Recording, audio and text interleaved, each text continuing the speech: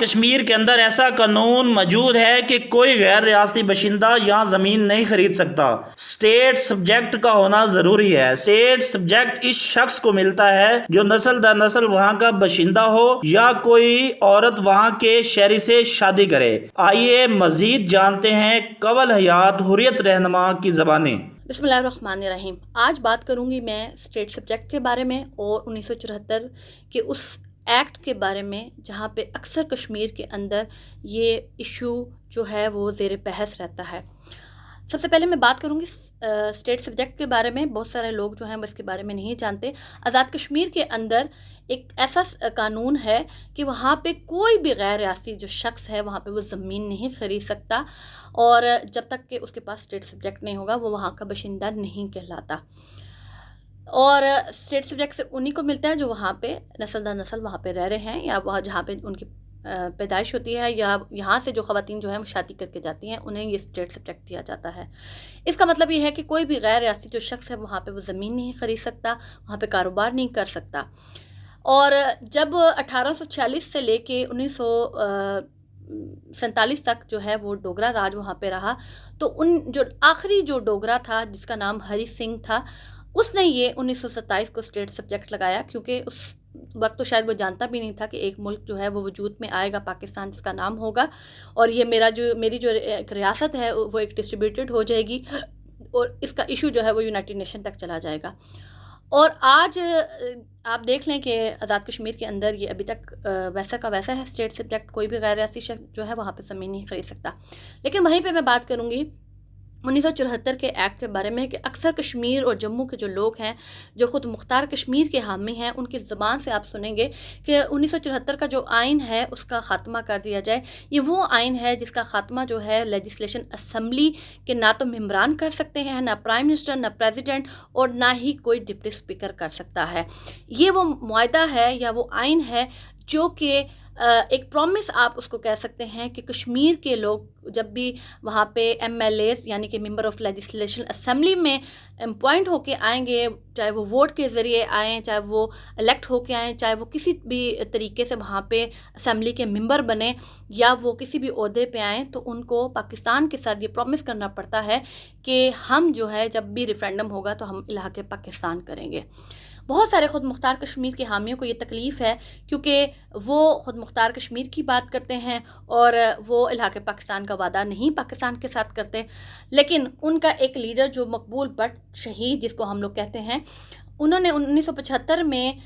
اسی آئین کے اوپر دستخط کر کے یہاں پہ جو ہے وہ ایک سیٹ لڑی تھی، جو کہ وہ ہار بھی گئے تھے۔ لیکن بتانا یہ چاہتی ہوں کہ خود مختار کشمیریوں کا جو ہیڈ ہے وہ بھی الیکشن لڑ چکا ہے اسی کے اوپر، لہٰذا آپ ممکن نہیں ہو سکتے۔ آج موازنہ کرنا چاہتی ہوں 1927 کے اسٹیٹ سبجیکٹ کے بارے میں اور 1974 کا جو یہ آئین ہے یہ آپ کو کیا کیا کہتا ہے۔ 1974 کے اگر آپ آئین کو دیکھیں، اس قانون کو دیکھیں، تو اس میں یہ بھی کہا گیا ہے کہ جو کشمیر میں جو لوگ ہیں وہ غیر ملکی تجارت نہیں کر سکتے، ایک دوسرے کے ساتھ تجارتی معاملات کسی بھی غیر ملک کے ساتھ نہیں کر سکتے۔ جب آپ نے اسٹیٹ سبجیکٹ لگایا تو اسٹیٹ سبجیکٹ کا مطلب یہی ہے کہ کوئی بھی غیر ریاستی یہاں پہ نہ تو زمین خرید سکتا ہے، نہ بزنس کر سکتا ہے، نہ یہاں پہ کوئی انویسٹمنٹ کر سکتا ہے۔ تو پھر 74 ایکٹ میں آپ لوگوں کو کیا تکلیف ہوتی ہے جو خود مختار کشمیر کے حامی ہیں؟ سب سے پہلے تو خاتمہ ہونا چاہیے ہے اسٹیٹ سبجیکٹ کا۔ یہاں پہ غیر ملکی لوگ بے شک مت آئیں، لیکن پاکستان کے جو امیر نامی گرامی لوگ ہیں ان کو انویسٹمنٹ کرنے کا پورا حق ہونا چاہیے۔ کشمیر کو اگر آپ شہرہ اپنی کہتے ہیں تو پھر آپ لوگوں نے ہی یہ قانون بنائے، ان قانون کا خاتمہ کر کے کوشش کی جانی چاہیے کہ کشمیر کے اندر وہ تمام سہولتیں میسر آنی چاہیے جو کہ آپ پاکستان میں لوگوں کو دے رہے ہیں۔ یہ نہیں ہے کہ یہاں پہ کوئی دودھ کی نہریں بہہ رہی ہیں، لیکن کشمیر کے اندر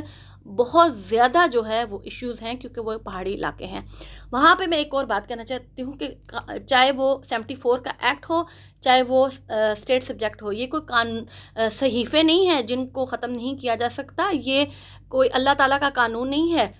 یہ انسانوں کے بنائے ہوئے قانون ہے۔ تو ان کو ختم کر دینے سے اگر لوگوں کے مسائل حل ہوتے ہیں اور کشمیر کے اندر گلگت بلتستان کے اندر جو ہے وہ اچھی پروگریس ہوتی ہے، تو ان قانون کو ختم کرنا میں کوئی حرج نہیں ہے۔ यहाँ पे एक और बात भी मैं कहना चाहती हूँ कि आप लोगों ने देखा होगा कि गिलगित बल्तिस्तान जो है वो हमारा सी पैक का गेट वे भी है। आपको आने वाले वक्त में भी इस तमाम जितनी भी आपने आइन और कानून साजियाँ की हैं इनमें तब्दीली तो लानी होगी। और वहीं पे मैं एक और बात कहना चाहती हूँ कि जिस तरह से हिंदुस्तान ने 370 और 35A को हटाया और हमने मुकम्मल तौर पे उसको मसम्मत किया, लेकिन उनका जो नज़रिया है, उनकी जो सोच है वो हिंदूत्वा सोच है और वो मुसलमानों का ख़ात्मा करके सिर्फ हिंदूइज़्म को प्रमोट करना चाहते हैं। जबकि कश्मीर जो आज़ाद कश्मीर है उसके अंदर से स्टेट सब्जेक्ट का ख़ात्मा इसलिए किया जाए कि यहाँ पे लोग इन्वेस्टमेंट लेकर आए और मुसलमान हैं हम लोग, हम पाकिस्तान के लोग भी मुसलमान हैं और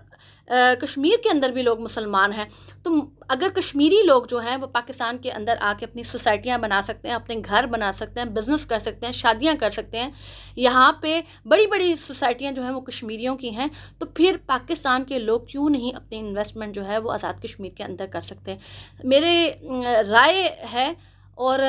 हर शख्स को अपनी ओपिनियन देने का हक़ है, आप इसके बारे में सोच भी सकते हैं। ये जब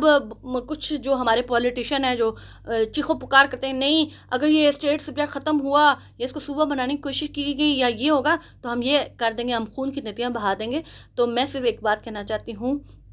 कि जब